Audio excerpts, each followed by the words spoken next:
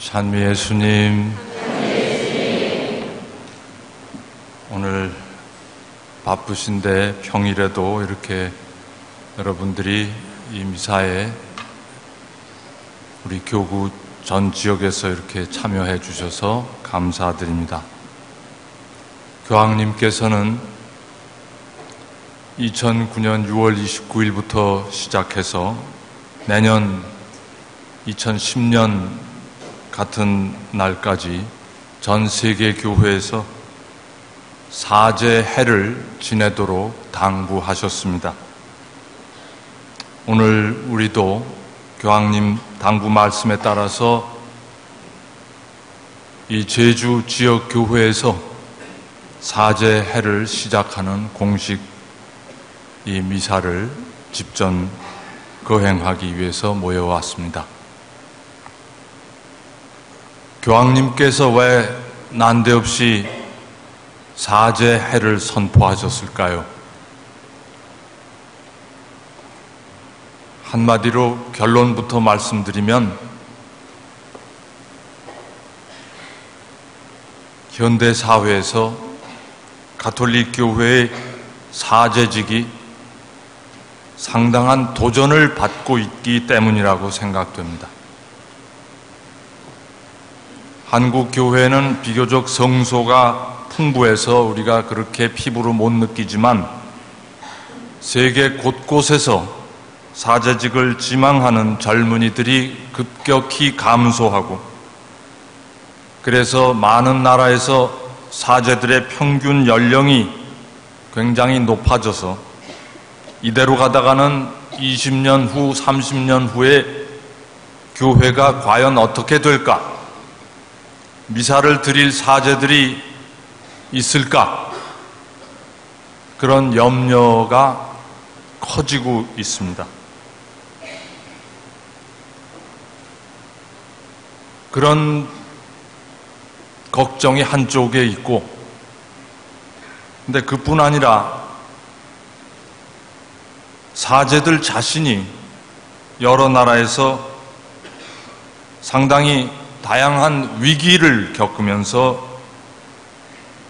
극단적인 경우에는 사제직을 포기하거나 아니면 사제로서의 삶의 균형을 잘 유지하지 못하고 때로는 사제답지 못한 행동에 빠져들어서 교회 공동체에 말할 수 없는 상처를 입히는 사례가 여기저기서 드러나고 있습니다. 이런 세계 도처의 사제직이 갖는 내적인, 외적인 위기 상황을 로마에서 전부 다 빠짐없이 보고받고 계시는 교황님께서는 이 자리에 있는 우리가 느끼는 것보다는 몇 배 더 큰 위기의식을 갖게 되신 것 같습니다. 그래서 사제 해를 선포하시고 사제 성소를 위해서 기도해 주실 것을 당부하시고 그리고 또 이미 사제직을 수행하고 있는 이들을 위해서 교회 공동체 전체가 진지하게 기도로서 이들을 뒷받침해 줄 것을 당부하신 것입니다. 이 사제해를 시작하면서 저는 저 자신에게 물었습니다. 사제란 무엇하는 사람인가? 교우 여러분은 성당에 가면 항상 사제가 거기 있고 또 매일 미사 때 만나기는 하시지만 사제가 정말 누구인지, 사제란 무엇하는 사람인지 아십니까?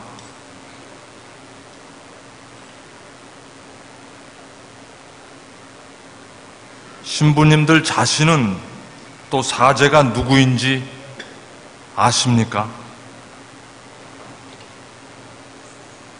사실 저도 사제 한 사람이지만 사제가 누구인지 아직 잘 모르겠습니다. 교수 하면은 학교에서 학생을 가르치는 사람입니다. 의사 하면은 병원에서 환자를 치료하는 사람입니다. 근데 교수는 정년이 돼서 학교를 퇴임하면 그것으로 교편 생활은 끝나고 학교와는 무관한 그냥 자기 개인의 삶을 이어갑니다. 의사도 병원 그만두면 의사로서 살지 않고 다른 뭐를 해도 아무도 뭐라고 안 합니다. 그러나 사제는 그렇지 않습니다. 사제는 본당 신부 그만두어도 사제입니다. 여기 우리 황페리 신부님, 주 예레미야 신부님 은퇴하고 지금 함께 계시지만 은퇴하셨지만 여전히 미사 집전하시고 여전히 고백성사 주시고 교우들 찾아오면 또 상담하시고 아침 저녁으로 성직자들이 바치는 성무일도를 꼬박꼬박 기도하시면서 사십니다. 사회에선 직장 은퇴하면 그 직장과 아무런 상관이 없어지지만 사제는 은퇴해도 교회 공동체에 귀속되고 그래서 여전히 장상이 오라 하면 오고 가라 하면 가고 이렇게 사제는 그 직무가 그 사람 자신의 인격과 그 사람 자신의 생애 전체와 결합되어 버린 신비스러운 존재입니다.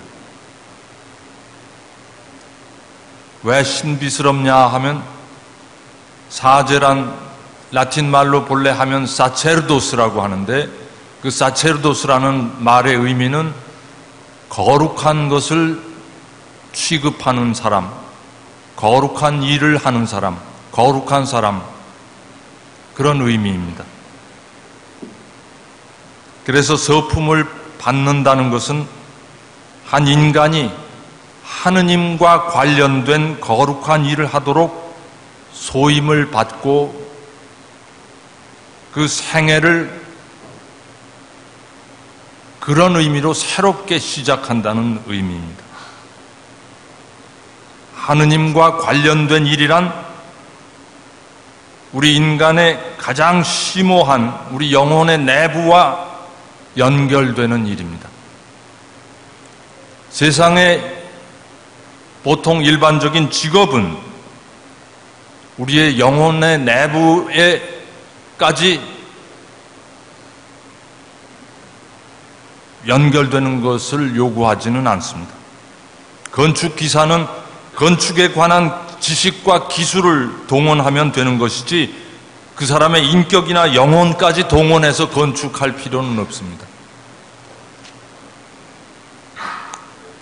그러나 사제는 하느님의 일을 하기 위해서 처음부터 자기 인생 전체를 걸 것을 요청받는 사람입니다. 사제는 하느님의 일을 할 사람으로 그 영혼의 인호와 도장을 새겨받기 위해서 서품을 받습니다. 그래서 사제로 서품되는 사람은 자신의 삶을 어느 한 부분만이 아니라 전체적으로 송두리째 하느님께 봉헌하는 사람입니다. 그래서 사제는 자기 삶 전체를 봉헌한다는 표지로 보통 사람들이면 누구나 다 원하는 평생의 반려와의 만남도 포기합니다. 자기 가정도 포기하고 그냥 죽을 때까지 교회 사람으로 숨이 다 멎을 때까지 살 것을 하느님께 서약하고 교회 공동체에 서약하고 그리고 자기 자신에게 서약합니다. 자기 영혼과 자기 인생 전부를 하느님께 양도하고 교회에 내어놓기로 서약한 사람이기 때문에 여기에는 번복도 취소도 없습니다.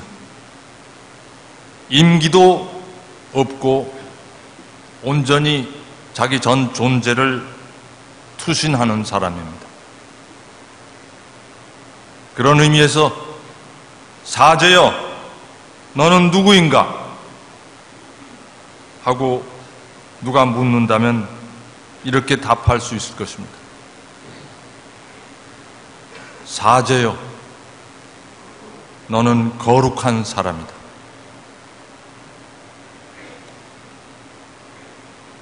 하지만 그럼에도 불구하고 사제는 여전히 육신을 가진 인간이고 인간으로서 가질 수 있는 모든 한계와 결함을 다양하게 그대로 지니고 사는 유한한 존재입니다.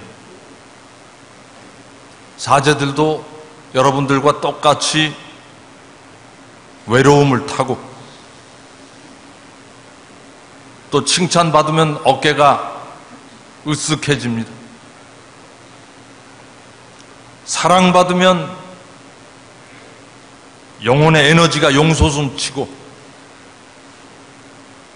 반대로 누군가로부터 비판받고 공격당하면 당황하고 분노합니다. 겨우 여러분들이 사제라고 해서 떠받들면 때로는 자기가 마치 무엇인가 위대한 존재가 된 것처럼 착각하기도 하고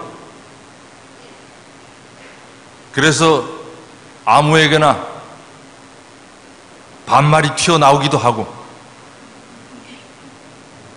예의를 깜빡하는 일도 흔히 있습니다.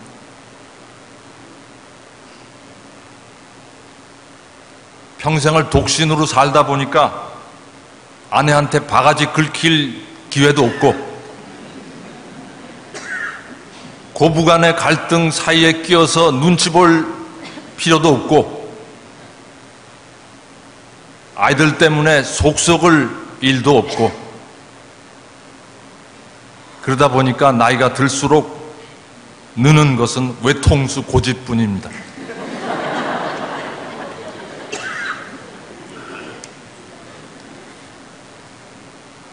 그러한 의미에서 사제여 그대는 누구인가 하고 묻는다면 사제여 너는 한없이 연약한 자로다 하고 답할 수밖에 없습니다. 오늘 미사 첫째 독서 민수기에 보면은 이스라엘 사제직의 원조라고 볼 수 있는 아론은 모세에게 질투하면서 이렇게 투덜거렸습니다.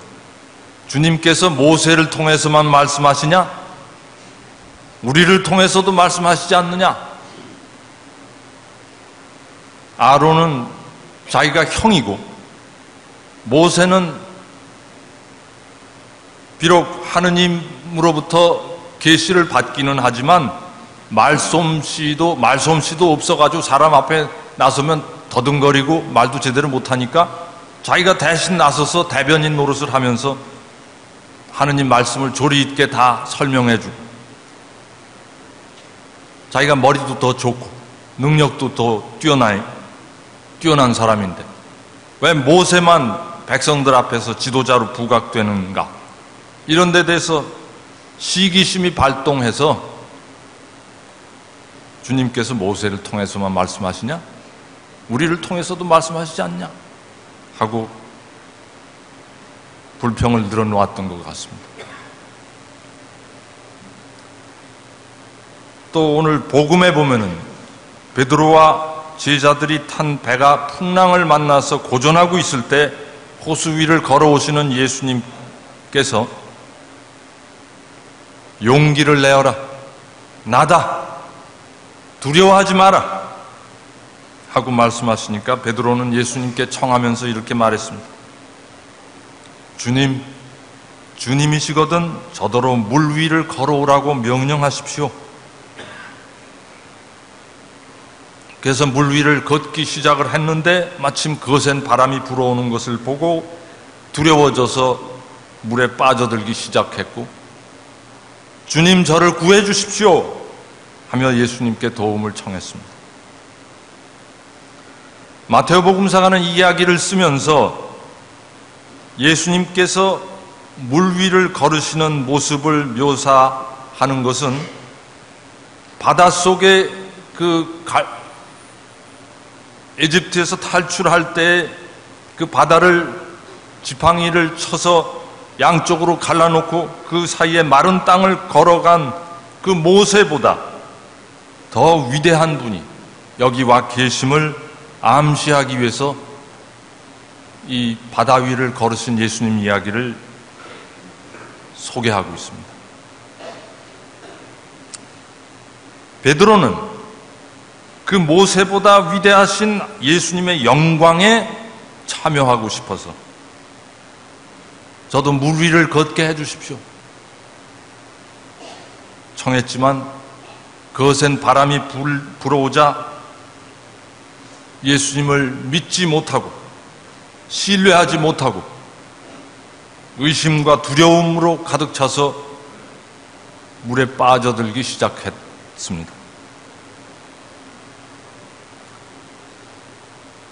모세와 같이 사람들 앞에 자신을 드러내고 싶은 그 대사제 아론의 명예심과 질투심, 또 모세보다 더 위대하신 예수님의 영광에 동참하고 싶어하는 베드로 사도의 욕심, 그러면서도 예수님을 온전히 믿고 의탁하지 못하는 베드로 사도의 불신앙과 두려움, 이런 인간적인 약점과 다양한 허점들을 두루 갖추고 있는 것이 여러분들이 보시는 저를 포함해서 여기 있는 사제들입니다. 사제는 누구인가? 사제는 거룩한 사람이며 또 동시에 허약한 작은 인간입니다. 사제들 자신도 그렇고 교회 신자들도 사제란 바로 이 두 가지의 상반된 측면을 다 갖춘 존재라는 사실을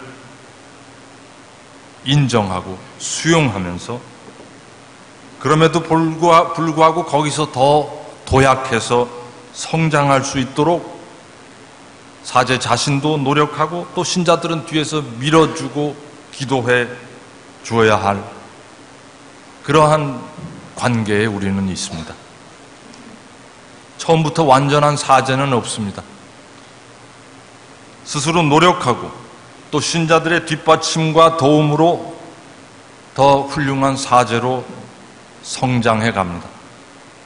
그것은 마치 학교에서 교사와 학생의 관계를 상상해 본다면 여러분들이 이해를 더 쉽게 하실 수 있습니다. 처음부터 훌륭한 교사, 완벽한 선생님은 없습니다. 교사는 학생들을 가르치면서 서서히 성숙해 갑니다. 훌륭한 교사는 자신이 비록 학생들을 가르치는 입장에 있기는 하지만 자기가 모든 것을 아는 사람은 아니고 자기도 부족한 점이 많다는 것을 겸손하게 인정할 줄 아는 교사입니다. 그리고 자기가 가르치는 학생들에게도, 어린 학생들에게도 뭔가 배울 점이 있다는 것을 받아들이고, 그래서 덮어놓고 학생을 권위로 내리누르려고 장악하려고 하기보다는 학생들의 소리에 귀를 기울이고 그들이 무엇을 힘들어하고 그들이 무엇을 기뻐하는지 주의 깊게 관찰하고 그들의 깊은 소망을 실현해 주기 위해서 날마다 어떻게 하면 우리 학생을 더 잘 가르칠 수 있을까 하고 연구하고 고민하고 노력하는 그런 선생이 훌륭한 선생입니다. 그런 선생 밑에서 학생은 학력뿐 아니라 인성도 크게 성장합니다. 또 학생들은 학생들로서 교사라고 해서, 선생님이라고 해서 처음부터 완벽한 사람은 없다는 사실을 그냥 그대로 인정하고 처음엔 좀 우리 선생님 서툰 부분이 말솜씨도 서툴고 뭐 이야기를 전달하는 것도 서툴고 여러 가지 서툴더라도 무슨 선생님이 저래 하고 흉보고 비판하고 골탕 먹이기보다는 그래도 선생님으로서의 권위를 존중하고 인정하면서 기다려주고 용기를 북돋아 드리는 그런 제자가 될 때 그런 제자들과 함께하는 교사는 자연히 그 제자들을 애정으로 바라보게 되고 또 어떻게 하면 더 그 사랑스러운 제자들을 더 잘 가르칠 수 있을까 생각하면서 노력하고 고민하게 됩니다. 이렇게 교사와 학생은 서로를 인정하고 받아들이고 격려할 때 교사와 학생이 함께 성장합니다. 사제들과 신자들의 관계도 마찬가지입니다. 사제는 자신이 허약하고 부족한 사람임을 인식하면서 신자들에게 배울 점을 찾으려고 자신을 겸손하게 낮추면서 다가가고 또 신자는 신자대로 사제에게서 부족한 부분, 서툰 부분이 드러나더라도 그것을 흉보고 비판하기보다는 사제란 사람이 자신의 인생 전체를 걸고 선택한 그의 거룩한 직무와 삶을 존중하고 또 격려하면서 그를 위해서 마음으로부터 하느님의 은총과 도우심을 기도하여 드릴 때 사제와 신자 둘 다 함께 하느님 대전에서 성장하며 성덕으로 나아갈 것입니다. 앞으로 1년 동안 이 사제해를 지내면서 우리 제주교구의 사제들과 신자들이 그런 의미에서 서로가 서로를 위해주면서 성장하고 성숙할 수 있는, 그래서 더 거룩한 사람들이 될 수 있도록 진심으로 축원드립니다.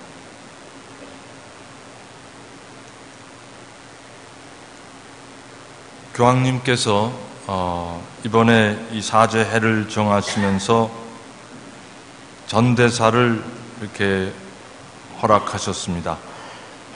사제들의 경우에는 성체 현시를 하거나 아니면 감실 앞에서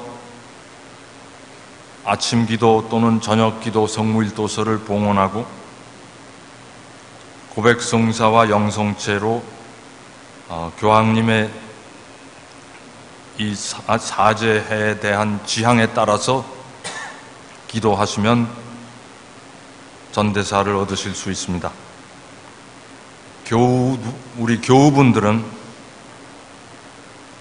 사제해를 개막하는 그 베드로 바오로 대축일, 그리고 폐막하는 베드로 바오로 대축일, 그리고 요한 마리아 비안네 성인 선종 150주년이 되는 날, 즉 오늘,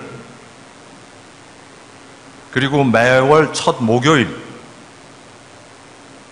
그리고 주교가 따로, 그 지역교회 주교가 따로 정한 날에 교황님의 뜻에 따라서 미사 참여하고 사제를 위해서 기도하고 선행을 행하시고 고백성사 받으시면 전대사를 받으실 수 있습니다. 지역 주교가 따로 정한 날이라는 것은 제가 후에 다시 발표해 드리겠습니다.